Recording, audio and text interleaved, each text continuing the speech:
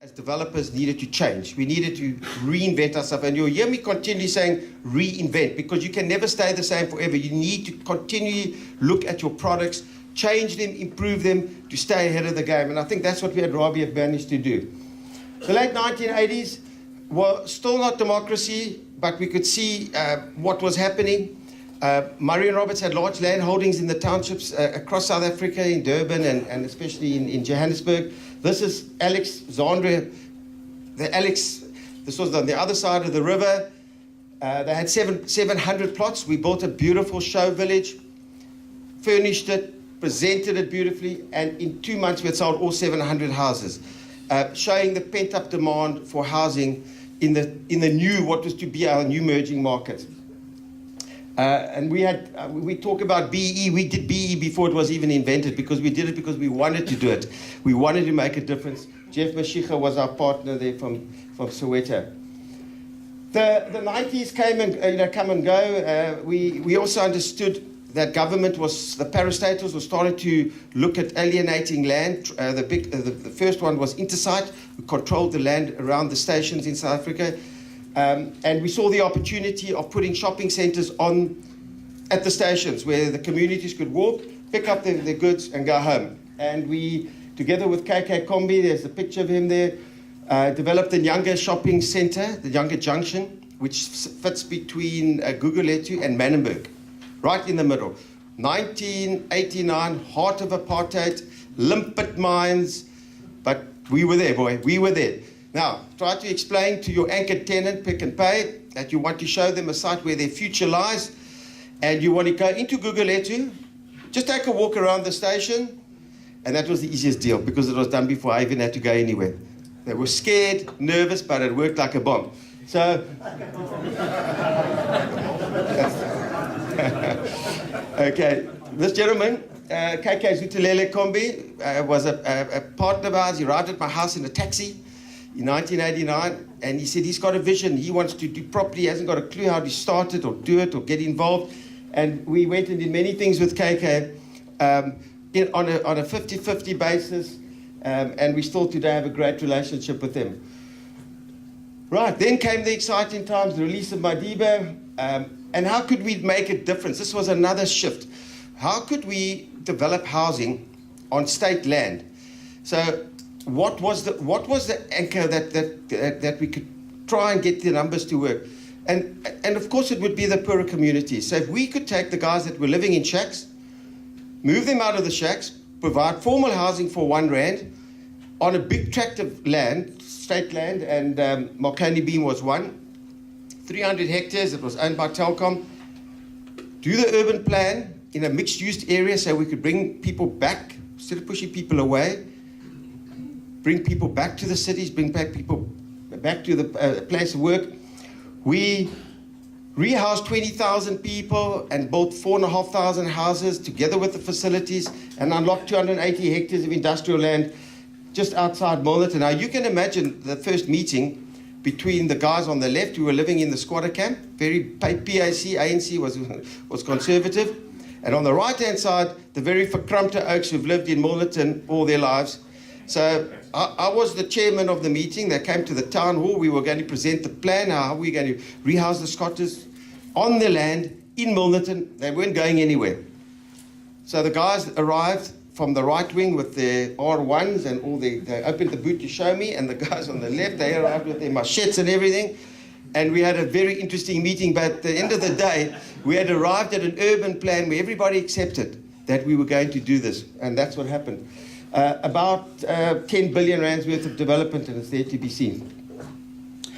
So that just took, the land was owned by Telkom, and Madiba opened it up, and he reiterated on the site the kind of partnership and reconstruction and development project that was needed to transform the newly democratic South Africa. So just remember where we're going wrong on housing policy in this country. You cannot produce housing for the poor without having an engine room that's going to support it. Now, whether that be the government in the form of subsidies, whether it be land that's cross-subsidized, it has to be thinking out the box. You can't just build a 20 square meter box in the middle of Soweto and think you're going to solve your housing policy. It's not going to work. And off we went. So we carried on that model to Westlake. Westlake is at the end, for people in Cape Town, was the end of the Blue Route. And we all remember the Robcraft squatters that were all over the site, living in the two disused hospitals. And I went to see the then councillor, and I said, look here, what we want to do here, we want to move the squatters into a formal housing situation and rezone the land for a mixed-use development. And he said, well, we can't do that because it is state land. So I said, well, put it out to tender. Ask for a development facilitator who's got the skills and the capital to be able to do that. And that was done. And who would have thought that we could have 10 million rand houses on the one side, and right next door we could have people who got their houses for R1, right next door the American Embassy, and right within the confines the REIM private school. It won many national and international awards for UPSI, SAPOA, and we all know where Westlake is. So another very successful project. Big Bay came next, also public-private partnership. We went to the city. It was a big tract of land where around the beach, and we did a joint venture with the city, and we made them a lot of money, and we upgraded the entire area. And Big Bay is what you can see today, again, working with the public sector in an open and transparent way. We couldn't sell the land out of hand because it's state land. So none of these projects did we actually construct. So we devised a system of a lottery with a wheel, and everybody got a number, because we had people queuing and waiting and sleeping over for 7 days, waiting just to get a chance to buy a property here. And we had our big wheel, and off we went, and we alienated all the land independently. You talk about 10 billion rands worth of development. Then that was followed by the Fernkloof in Amanus. Amanus desperately needed funding to upgrade the infrastructure. If you go to Amanus, you'll see the whole town has changed to this Village township, which needed major housing upgrade. Amanus were very forward-thinking. They had the golf course with land, not inside the golf course, but around. There were 7 precincts, 330 plots. It took us 7 years to do the rezoning, the EIA. When somebody of 95 sends you an email and he's retired, then you know you're in trouble. So, and then finally, right at the end, we had a major issue on the review on the EIA, which I'm going to get to, the planning problems facing us in this country. Nevertheless, we stuck in, and over the 2 days, we had it over 2 nights. All 344 plots were sold. 20% deposits were paid. Infrastructure is put in. Amanus today, you can see it is a magnificent 27-hole golf course. The municipality received about 70 million rands plus minus for its infrastructure. It upgraded its sports fields for the schools and all those other crucial infrastructure projects that need to upgrade cities and towns outside of your major urban areas.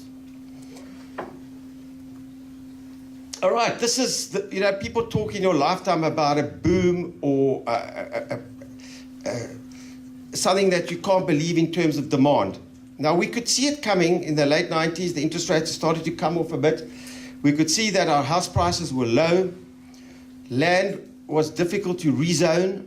It was difficult to get through our planning, and our environmental laws are horrific in this country. We have laws that would make Australia look stupid, but yet we're living in a 10th world country, and I'll deal with that later. Thus, the blockages to get things that we stuck, and we'll deal with that. So, the early 2000s, the banks started to open up the floodgates for finance, biggest boom of our generation, and developers were selling out in hours.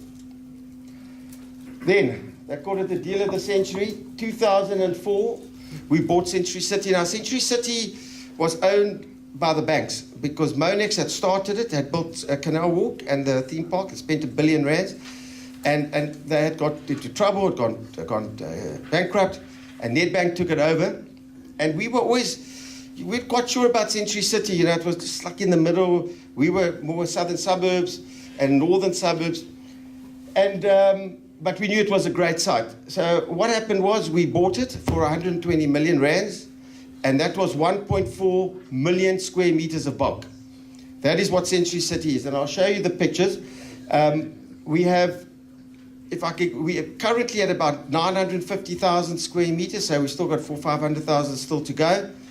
And it is to build a city, and that's what it looked like when we bought it, or when we got involved and acquired it in 2004, is the most challenging thing, because When you have a bag of rights, and this is the genius at the time of the local Bloberg Council, you have rights for 1.4 million square meters of bulk, so you can have commercial, can have retail, residential, and you can make a city. You can build a city properly from within. You're not adding in and putting in, and doing urban renewal. This is something that is a jigsaw puzzle. And in that period, Century City has developed. And as I say, 950,000 square meters of built form. We go up to just close to 1 million now with the building of the convention center, 1,000-seater convention center, another 190-room hotel, parking garage. And added to all of that has come a very successful Currow school of 1,300 kids, hospital, very successful Oasis retirement village, all working together to make the city work.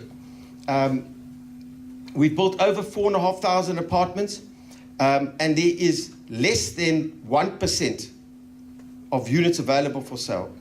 So you can just imagine the demand to be in the city. And plus, Century City offers incredible value. We're selling at 23,000 rand a square meter, compared to anywhere else is incredible value. Some of the pictures that have been taken. The Island Club was the first residential project. You can see Canal Walk on the left. 450 units. We had sold them out in 3 months. And those units which we sold for 600,000, today 2.5 million rands. So people within Century City have made money. Property owners have made money. Commercial property tenants who've bought offices from us have made money. It's a growing city. And the other thing, we have Century City Connect. We have our own fiber optic network which runs around. Our internet accessibility is the best in South Africa, and let alone I think probably in Africa. So all of these things, what makes a city tick? Restaurants, vibe, people want to be there. Convenience, we've got the My City right through. You move around that city very quickly. We've got 12 kilometers of canals. People use those canals to access various places. And then, of course, most important at Century City, this was the Knightsbridge project. Auricon is the first green 5-star building in South Africa. We built for Auricon, the engineers. It's complete, and that's the extension to Auricon, which will be happening shortly. It's an extra 5,000 square meters. Century City Central Park, that's where the hospital's gone. We've got a day hospital to do, not a hospital that you can have only procedures done, you can stay overnight, big demand. And we're getting the medical fraternity to come to Century City now, where they're there. It's also very exciting for us. And that's it in 2014. So you can remember it was just blank. And if you look at Century City, in the middle, we have our own Central Park, 16 hectares of wetland, which we've reinvigorated. We've worked with the environmentalists from the city. We have a whole environmental center there. We get 50,000 children coming through every year, where we're looking at all the green issues in terms of the environment. And we've got paradise for bird watching. People come from all over the world to see the birds here when they migrate from Europe. And it's a very, very important part of the open space living at Century City, is that magnificent park. Right. Post-Century City, in 2011, I decided to take it a little bit easier, which wasn't good, because I still had a lot of energy and I wanted to work. And I decided to form my own private label. And what that meant was, where would I go and where did I see the opportunity? So at times, 2008, the market had crashed. We all know about that. And where was going to be the next gap? And I identified the peripheral part of Cape Town, which is Vredok, Tamboerskloof, Greenpoint, and Seapoint. And I realized that these areas needed to be upgraded, but they were prime areas because they were right in the city. So we always look at where are your prime residential areas relative to commercial. We call them areas of tension, where there's tension between commercial and residential. That's the line. That's where you want to be. So off we went and started in Vredok. We assembled a lot of our team, and we bought a property, and I decided, let me build it. And we finished it and we furnished it. That was the old house. That's what it looked like. And then, of course, that's what it looked like when it was finished. So now we're 2011 to 12, the market still flat, But as we finished it, we were able to sell the 5 apartments. But I knew that the market, it was still cheap. We were selling at the 30,000 Rand a square meter level. But we couldn't stay there, but things were starting to get better. We could feel a bit of a groundswell. I wouldn't say it was anywhere near 2001, but the market was improving. Now, I know everyone's probably going to say, Mr. Ruud is going to say to you, yes, I should have listened to this guy, because he's probably saying the opposite thing at this time. But we are entrepreneurs. So we're looking for the gap. Where could we take our name and our brand and our capital and go produce something that we're not where we at Central City or we were in the northern suburb? That led to others. Of course, our package is to furnish. We spend a lot of time in the decoration of the units, in the detail on the architecture. When people walk into a Rabie apartment or a signature Rabie, it's the same. It is world class. Wow, you knocked over. And the package together with the furnishings is what sells our products. We then continued with the Outlook, which was next door. It was 5 apartments. Again, you can see some of the interior decoration shots. We're always trying to make and better our offering to the marketplace and always selling value. We never sell at the top. Even if we can take the top, we're always going to be able to offer value, and that's why we have such a huge investor following and have over the years. People have stayed with us for many, many years and made money. Little block of flats, urban renewal. We took off the roof, we cleaned it, we put balconies on, and we sold those apartments for 1.5 million. Here's another one in Freedom, 45 on extra.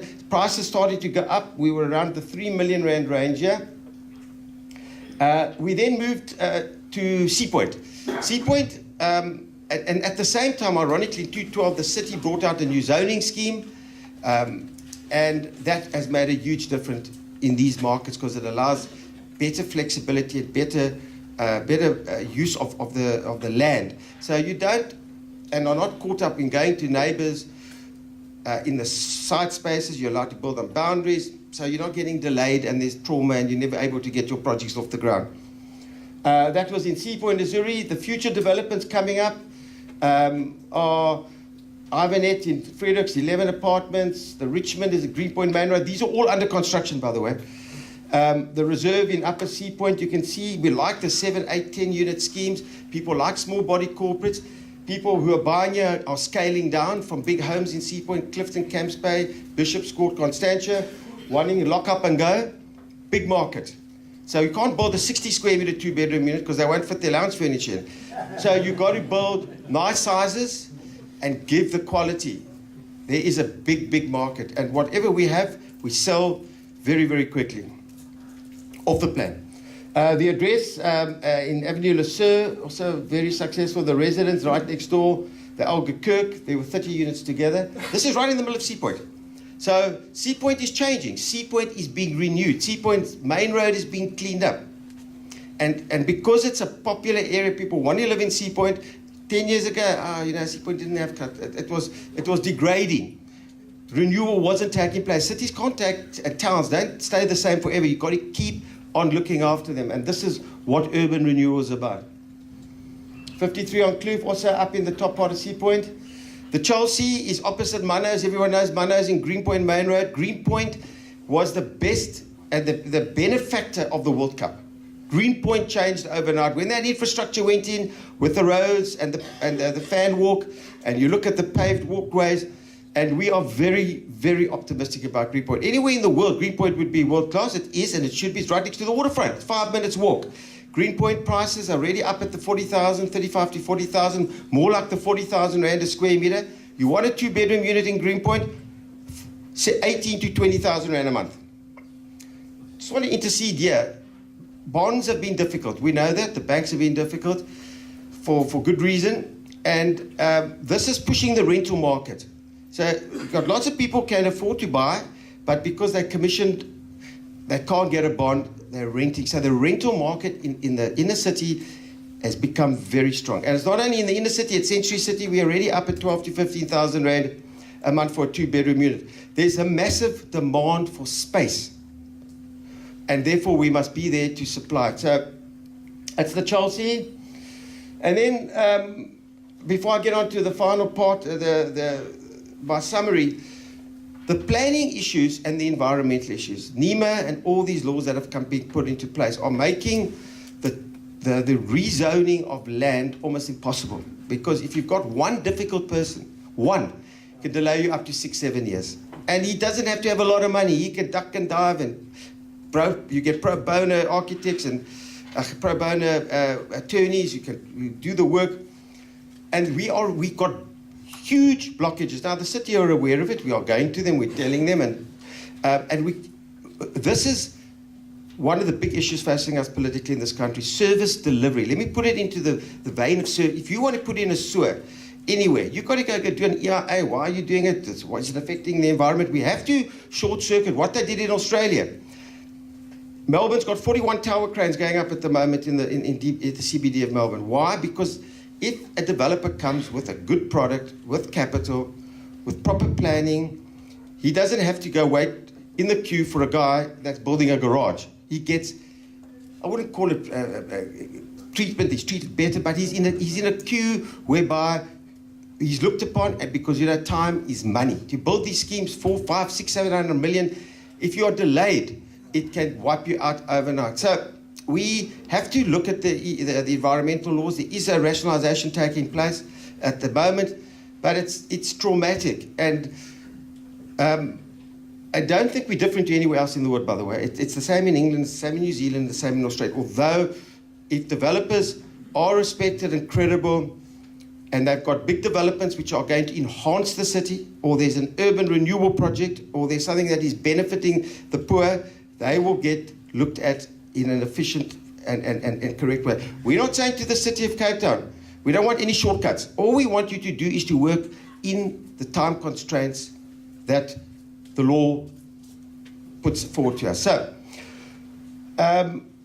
what can I say are the successes over a journey of 35, 40 years? Right from day one, we were in for the long haul. We understand that. We invest not for now, but for the future. There's no shortcuts. When you build and you develop, whether it be in the commercial market, whether it be hotels, whether it be what golf course estates, build the best, because it stands the test of time. Don't take any shortcuts. I can walk into any development and I can tell you that guy, he's done it on the sly. And most importantly, we've got clients still to date, 15, 20 years, that we still go back if the issues that need to be attended to. Your name and your brand is everything. That is what it's all about. So you stand up and say, I honor my brand, you are in the game. Of course, the track record, it hasn't always been easy. Believe me, it's not an easy game, the construction industry. The property industry is complicated, but it's rewarding. And at the end of the day, this country offers the opportunity of a lifetime. People say to me, but why don't you go to develop in London and wherever it is, Australia? It's easier for us to make 10 Rand than to make $1. So we have the opportunity, we have the rules, we have the people that want to buy, but the market's looking for credible guys out there delivering what they say they're going to deliver. We always, and most importantly, try to outperform the market. It's not always easy, you don't always get it right, but we are at this point in time in the cycle where technically, and we should be in a much weaker property market. Now I'm talking about the Western Cape Town. I'm not talking about the rest of South Africa. We do have projects in Joburg and Durban, but they're minor compared to the Western Cape. The economy, the growth in the GDP, at the levels that it is, we should be in a much tougher property market. But that's not the case. The property market is very strong in Cape Town. And I'm not only talking about the Atlantics and the inner city. I'm talking about Durbanville, southern suburbs of Cape Town. And what has happened is that the third and fourth and second home buyer market, people that own their own homes, are selling their houses quickly. So it's not taking 6 months to sell the house, it's taking a week. And that creates the momentum for the market, for people come to us who want new, they can come buy. You have lots of investors coming from outside South Africa, African investors. We have Angolans, we have Liberians, but they don't have Ebola. We have Nigerians, we have people coming. People want to come to this beautiful city of ours, this Cape Town, and they want to invest in property. It's not whether it's 3 million or 3.2 or 3.3. It makes no difference because they're buying in dollars anyway. So I am incredibly optimistic about the property. I've always been. We've been through the cycles. But even in tough times, it's not bad because a lot of the opposition goes away and we are still able to try and make products that work in tough times and adapt and change and adapt. Business is not just about property, it's about people. We have in the Rabie Property Group many loyal people who've been with us over 25 years. We're a big family. The Signature is a younger family because they're my children's ages. My two son-in-laws are with me in Signature. It's a different, they see things differently, the kids, and it's great. So I can think about things and they think about things that I don't even think about. And especially, of course, when it comes to the marketing and the social networking and all the different ways that we sell property today, you know, the property guide was always the one, the Bible. You know, that's not where it is anymore. It's on News 24. It's word of mouth. It's your networking and your below the line advertising and producing something that's of quality. So I just would like to leave those thoughts with you and say to the managers and to the guys that have put this together, to Neil, there's no better place in the world to live than in South Africa. We are brothers. We've got issues, but we can hold hands with the public sector. We are assisting certain role players to say, but maybe you shouldn't do it this way, maybe you should. We are a team. We live in this beautiful country. We are a beautiful people, and that's why we are South African. Thanks very much.